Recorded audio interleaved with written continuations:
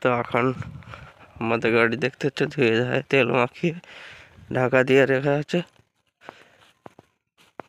এটা 88 আর ওদিকেরটা হচ্ছে 102। এটা 88 দেখতে পাচ্ছ, আর এটা হচ্ছে 102। 102 এর এটা দেখলে বুঝতে পারবে। আর 88 সিঙ্গেল লেভেল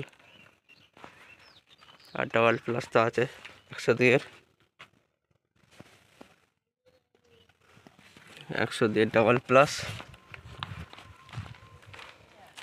আর আমাদের শিফটিং ট্রলি পাশেই দাঁড় করানো আছে। ভিডিওটি ভালো লাগলে লাইক শেয়ার করো।